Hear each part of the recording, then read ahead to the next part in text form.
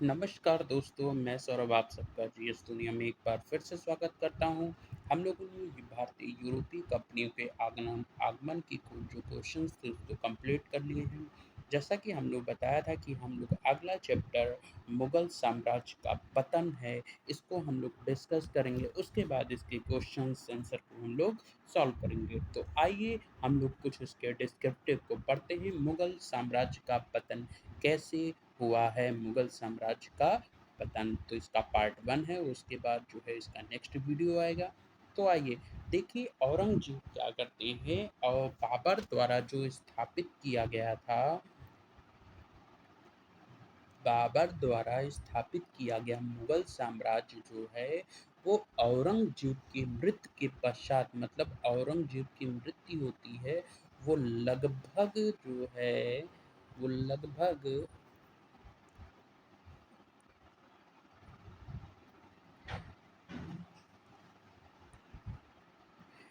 औरंगजेब की मृत्यु जो लगभग है ये अ, ये औरंगजेब 1 मिनट में पेन ले लूँ। जी, औरंगजेब की मृत्यु लगभग जो है 3 मार्च 1707 में हो जाती है और इसकी मृत्यु के पश्चात ही मुगल काल जो है वो दिन ब दिन जो है क्या करता चला गया, एकदम जो है इसका पतन होना स्टार्ट हो गया। यहाँ पे कोई भी ऐसा राजा नहीं हुआ जो मुगल काल की सल्तनत को बचाए रखे, क्योंकि इसके बहुत से ही कारण थे, अन्यथा और कारण थे। क्योंकि जब मुगल औरंगजेब की मृत्यु हुई तो उसके जो प्रमुख कारण थे, आइए हम उनको देखते हैं। देखिए क्या होते हैं बाबर द्वारा। अच्छा, इसका पीडीएफ आपको टेलीग्राम चैनल पर जीएस दुनिया ऑफिशियल आप सर्च करिएगा, वहाँ पर आपको इसका पीडीएफ मिल जाएगा। तो यहाँ पर हम लोग देखते हैं कि सबसे पहले हुआ क्या, बाबर द्वारा स्थापित मुगल साम्राज्य में औरंगजेब की मृत्यु के पश्चात ही होता हुआ मकल मुगल जो था है हमारा, ये बाबर की मृत्यु के पश्चात ही क्या हुआ, दुर्बल होता चला गया और इसका शीघ्र ही पतन हो गया जो है। अच्छा, मुगल साम्राज्य के पतन का जो प्रमुख कारण था वो क्या था, आइए हम लोग उसको डिस्कस करते हैं। पहला क्या था, उत्तरकालीन दुर्बल और अयोग्य शासक। उत्तरकालीन दुर्बल और अयोग्य शासक पहला कारण है।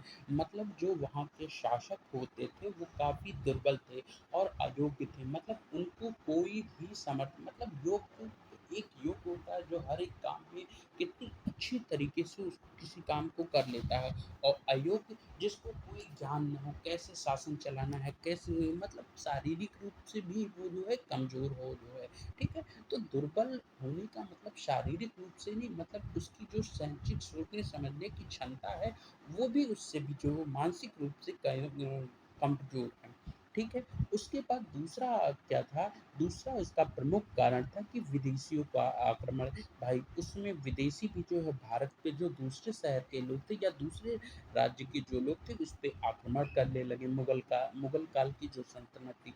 तो इससे क्या हो गया, इनका ये भी जो है, इससे ये जो है दिन ब दिन कमज़ोर होते चले गए। राज दरबार की दलबंदियाँ, मतलब जो वहाँ पे राजा थे, राजा आपस में क्या करने, जैसे औरंगज़ेब की मृत्यु हुई तो अगर मान लीजिए ये औरंगज़ेब का साम्राज्य है और ये इतने हिस्सों में बँटा हुआ है, इन सबको औरंगज़ेब यहाँ से बैठा हुआ जो है क्या करता था, संचालन कर रहा था। लेकिन हुआ क्या कि यहाँ के जो राजा थे ये भी अपना दल बना लिए, ये अपने आप को ये भी दल बना लिए, ये भी, ये सब ने क्या किया, ये अपने आप को सब क्या स्वतंत्र मानने लगे। और जब स्वतंत्र मानने क्या, इनके अंदर इस राज्य के अंदर एकता रह गई, इस राज्य के अंतर्गत एकता तो रह नहीं गई। तो इससे क्या हुआ कि वो राज्य सब राज दरबार की क्या हुई, दलबंदियां होने से उसमें जो है हानि, सब अपने अपने लिए आपस में एक दूसरे लोग ये क्या करने लगे, लड़ने लगे जो है वहां पर, है ना? ये बात आप लोग को समझ में आ गई होगी, आशा करते हैं।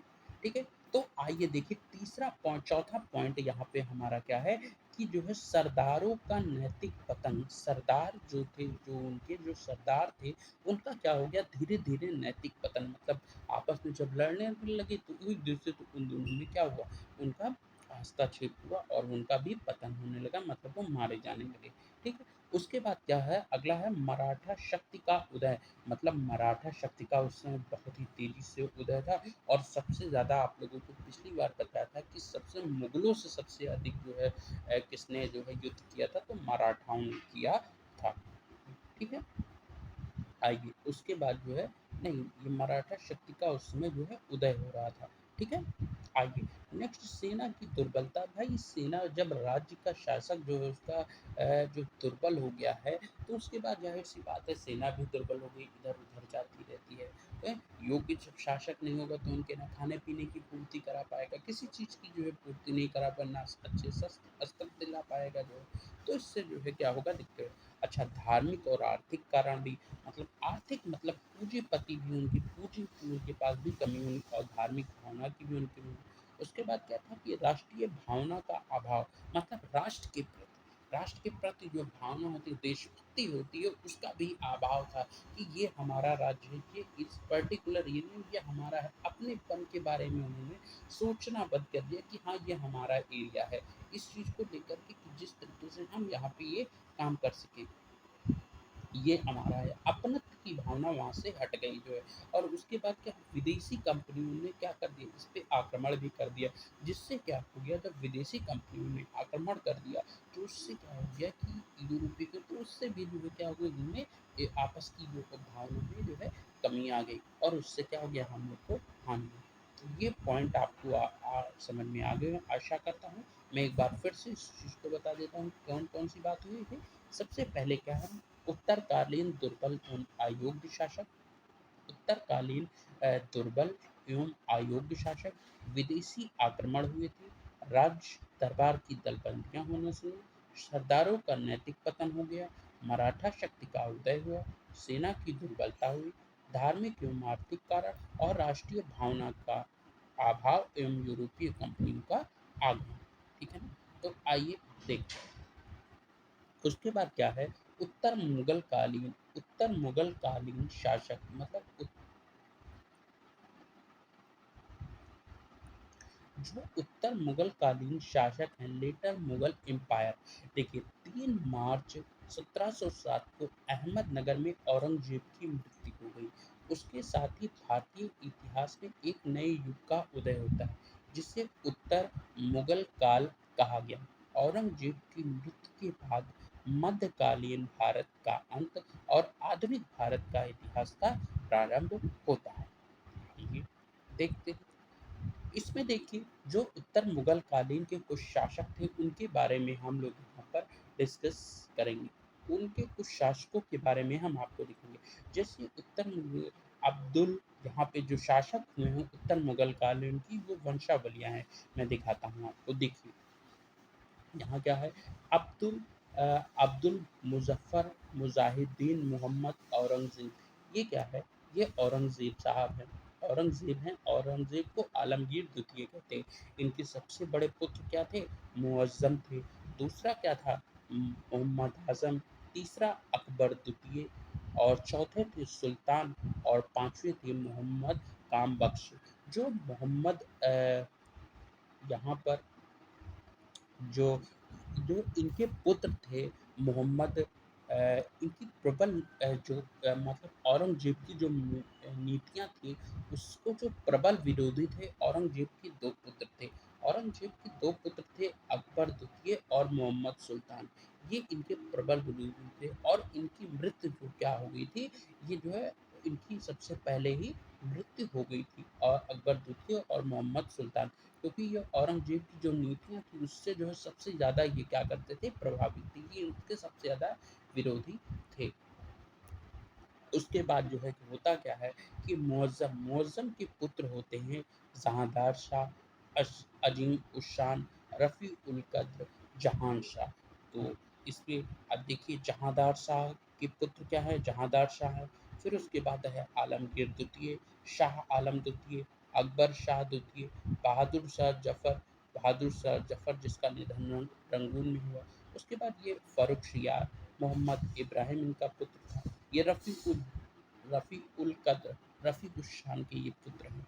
तो ये देखिए, मैं इसमें बताना चाहता हूँ आपको कि इसमें देखिए सबसे सबसे पहला शासक कौन हुआ, जो इसमें सबसे पहला इनका जो शासक होता है मुअज्जम बहादुर शाह ज़फ़र होता है, मुअज़्ज़म बहादुर शाह ज़फ़र होता है, मुअज़्ज़म बहादुर शाह ज़फ़र। दूसरा शासक इनका होता है जहांदार शाह, तीसरा शासक होता है फ़र्रुखशियार, तीसरा शासक होगा फ़र्रुख, चौथा शासक है रफ़ी उद दरा रफ़ी उद दरज़ात जो है, पाँचवाँ शासक इनका होता है रफ़ीउद्दौला रफ़ीउद्दौला, छठे शासक हैं मोहम्मद शाह, सातवें हैं अहमद शाह, आठवें हैं आलमगीर आलमगीर द्वितीय, और उसके बाद नौवें हैं यहाँ पे मुही उल मिल्तान मुही उल मिल्लत, 10वें शासक है शाह आलम द्वितीय, 11वें हैं अकबर शाह, और उसके बाद 12वां है बहादुर शाह ज़फ़र। ये अंतिम शासक हैं उत्तर मुगल कालीन शासक के, ठीक है ना? तो ये इतने 12 शासक होते हैं और इसमें से एक भी योग्य नहीं शासक है। हम इन शासकों को डिटेल में डिस्कस भी करूँगा, इसके बाद मैं आपको सबसे आइए, ये देखिए इंग्लिश वर्ज़न है, लेटर मुगल काल में औरंगज़ेब का एम्पायर, है ना? ये जो बच्चे इंग्लिश में देखना चाहते हैं वो इंग्लिश में इनको मिल जाएगा यहाँ पे। आइए नेक्स्ट देखते हैं जो है उत्तराधिकार के लिए संघर्ष क्या होता है। उत्तराधिकार के लिए संघर्ष की बात तो मैं बता दूँ कि क्या होता है। सबसे पहले मैं इसको ब्रीफ में आपको समझा दूँ। देखिए जो मोहम्मद आजम था,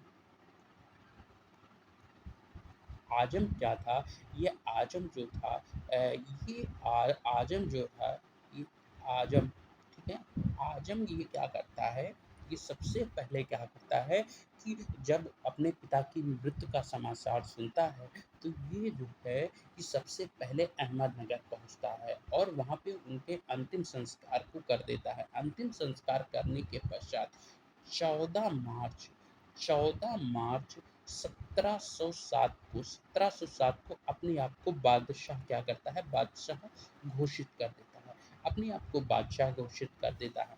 उसके बाद क्या करता है कि औरंगजेब को, अच्छा आजम को क्या था कि जो इनके औरंगजेब का जो वजीर था, औरंगजेब का वजीर था असद खां, असद खां, असद खां का, औरंग आजम को असद खां का समर्थन प्राप्त था जो है, तो ये गद्दी पर बैठ गया जो है। अच्छा, उसके बाद उसका जो औरंगजेब का सबसे बड़ा पुत्र है, सबसे बड़ा पुत्र मुअज्जम, सबसे बड़ा पुत्र मुअज्जम क्या करता, उस समय वो मुअज्जम